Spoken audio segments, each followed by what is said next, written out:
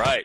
So, Kathleen, thank you for taking a couple minutes with me on this little interview. Of course. I so tell everybody real quick, who are you? Where are you from? What do you do?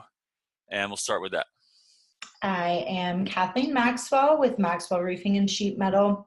I'm the Vice President of Sales there, and we are located in Nashville, Tennessee, servicing the Middle Tennessee, Northern Alabama, and Southern Kentucky market. Awesome. So let's talk about, we met a few years ago when I was in the software business and leading that company, and got a hold of your dad with a mailer, actually. And I actually don't think I knew that. yeah, you Wow. didn't know that. I did like a fancy little mailer, and your dad and I had some conversation, and it was service was a big priority, and you guys had accomplished that. And even project management became an accomplishment, but he was sharing sales struggles. Like, he just didn't have a predictable sales process. And so we started the journey, and back then I was doing mostly software with a little bit of training. And whenever I made the switch into having my own company, I reached out to you guys, and you could see I've kind of, strengthened the approach there and gotten more, just developed that entire product and the program. But can you talk about, like, why do you think it was important for you to start caring about sales, and kind of what life was like before you even realized you needed to care about sales at your business? Yeah, so we've been in the business for over 60 years now. So we've traded on our reputation and just kind of word of mouth for the past 60 years. And we've done quite well with that, honestly. But in the last, I'd say really starting about 5 years ago, but focusing in the last 3 years, it became evident that if we wanted to grow in the market, especially Nashville as it was booming, a lot of competition came in, and that if we wanted to not only stay relevant, but grow, then we needed to do something a little bit differently. And we wanted to grow not just because, hey, we can, there's growth to be had, but we believe that we have a business model that others are looking for and that they need. We believe that we can provide that service. So sales came into play when it was like, all right, roofing can be such an operations function that people forget that they're dealing with other people, and that account management interaction can kind of become secondhand instead of the first and foremost. So when we decided that we wanted to kind of move forward with sales, that was about 3 years ago. And then we realized we didn't have anyone that knew sales in our current company. I became kind of a salesperson, if you will, but I had no experience. I had no training, other than just talking to a customer. Hey, you want this? No? Okay, well, next. And we had no process. And so that's what you were speaking to when you first came to us and when our relationship began. You allowed us to begin with a process. So we had the process in place, but then it came, okay, now we know what to do and we know how to measure it, but we don't necessarily know how to do it. So then when you started your company, it almost seemed like a natural step for you to take. Like when I heard, oh, okay, hey, I have this new company, it's called Sales Transformation Group. I was like, yeah, that makes sense. And since we'd worked together in the past, of course, I trusted you, and I knew what you were capable of. And that's when the training came into play. We had brought on several account managers. I started heading the sales team, managing the sales team. And we had all the right behaviors, but we needed the skill behind that. And so that's what you have now provided us with, is kind of the outline and the framework of here's what success looks like and here's how we get there. Awesome. Thank you. So before it was production, production, production. Our name got us there. It was service. We were helping people, but managing relationships was kind of a secondary thing. Beginning to measure and track those things, beginning to know what to do, but not really how to do it and how to be effective at it. And now we're making the transition into, like, we're knowing what skills at a high level looks like, and we have some vision of like how our people can get there, and that's what's happening. Yeah. Okay, awesome. And let me ask you a couple other things about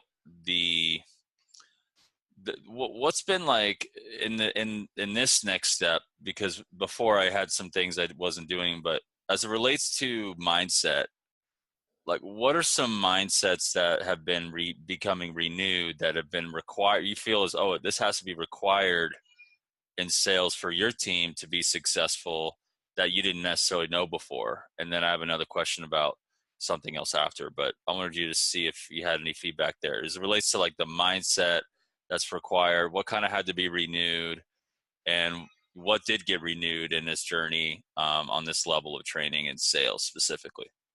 Oh man, there are probably several things. One thing that we had to get away from was our bid and beg mindset that we've had, once again, because we've had some success in the past. But we say that we want to, quote, skip the dip. And the only way to do that is with relationships. In a couple years, that general contractor work, at least in Nashville, is going to die down a little bit. And if you don't have relationships with people to re-roof their buildings, then we're going to take a hit. And we don't want that to happen. So a mindset we have been trying to get away from, and I think doing so successfully, especially on the sales side, is the general contractor work will always be there, the new construction will be there, and we can tend to that as we need, but let's not focus on that. Let's focus on developing relationships and negotiating with our relationships on work that to be had. Another thing is that has been really helpful would just be the overall understanding who we are individually and how that shows in our sales. So if I'm a person that needs approval, then I might not ask questions that, I might back away and not push back at all, because I want this person to like me. Mm-hmm. And I'm afraid that if I ask this question, they're not going to like me. And that's something that I had never even entertained the idea of. And my sales team says the same thing. Like, they've never even thought of that until you brought it, to light. And then it was like, oh yeah. And once you know that about yourself, right, you can say, oh, you're thinking that, oh, I want to ask this question, and then it's like, no, but ask the question. What's the word? What's going to happen? What's the worst that can happen? Right. So those type of skills, which maybe it's not a skill, but those type of thoughts are something something that we've really been able to overcome, kind of the fear mindset that can come along with selling. Awesome. Great. So relationships, need for approval was one example. We definitely do more, right? Yeah. But we start, that's a killer, like, anchor. That's an anchor thought that we kind of want to clean up, that dictates a whole lot of outcomes. But you need to talk about skipping the dip. I don't know if everybody understands that term and why, and just go into that a little bit more. I think you touched on it, but just kind of, what does skip the dip mean? And for anybody who's kind of like a service provider for, building owners and things like that. So I think everyone knows that in 2008, the economy took a little bit of a tank. Yep. And prior to that, we were having, and every company, was having great success. Buildings were being built, money was coming in, we were doing a ton of work. Our revenue was at that time the highest it had ever been. Then the economy went down and the building stopped. Yeah. And we took a big hit. Luckily, it didn't put us too far behind, but we took a big hit. And for the first time, we saw what can happen when you're relying on new construction to be your bread and butter. And since then, the economy is very fruitful once again. It has risen back up. We're at our highest revenue that we've ever been at again. We've continued to grow in that aspect and in the margin aspect. But we know that in the last 5 years, Nashville has, tripled or quadrupled. I don't even know the statistics there, its size, and that eventually that's going to stable out. The new construction is going to slow down. And we're seeing that it's already slowing down, and we don't want our growth to be dependent on that. Right. And so we came up with the term, and I'm sure other people use it too, but we came up with the term of skipping the dip. So when that goes down, we don't want to see our revenue or margins go down with that. We want to be able to say, okay, maybe we're not doing this anymore. We're not inclining, but we're leveling out. We're not dropping down. And then what happens if the dip isn't skipped? What happens? What happens? The revenue and margin gets pressed upon, and there's pressure there. And then what happens if that occurs with companies? Like, what do you got to do? Yeah, I mean, that's when you start losing or having to downsize your company. Right. Sending crews home, they're going to find other companies. You put your heart and soul into training them.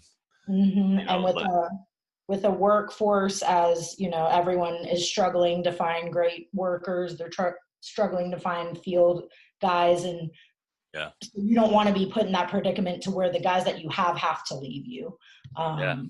Right.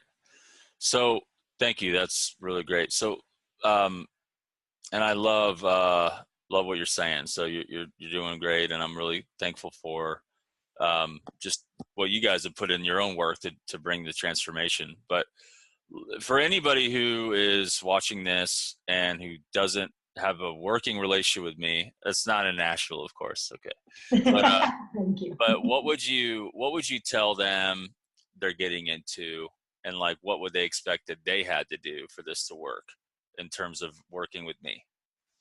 I would say that they are going to sign up for a friendship, which is what you want in any good partnership, right? Yeah. That honestly, they don't need any groundwork. You lay that for them. So whether it's a team of 1 or 16, throwing out a random number there, but you lay the groundwork so they really don't have to have any sort of process in place, or they don't have to have any goals in place, because that's where we started. Yes, we had a process in place, but we didn't really have goals. We had a revenue goal and a margin, and that was about it. But once we got with you, that was one of the first things we did, is we said, okay, we need a monthly goal, quarterly, yearly goal, and not only for the company, but for individuals. And we need to tailor it to the individual salesperson. So I think that says a lot when you can go to someone and say, hey, we need your help. We need sales training, but we don't know exactly what we need, because you provide that for us. Cool. Thank you. Well, I appreciate your time.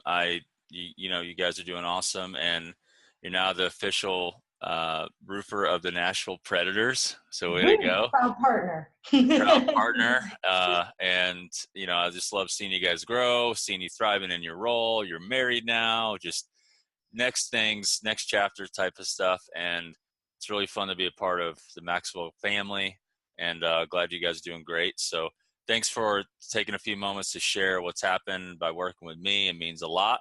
And now I'm going to go have a great weekend, as should you. So thanks again, and I'm going to wrap it up. Appreciate it. Absolutely. Thanks, Ryan.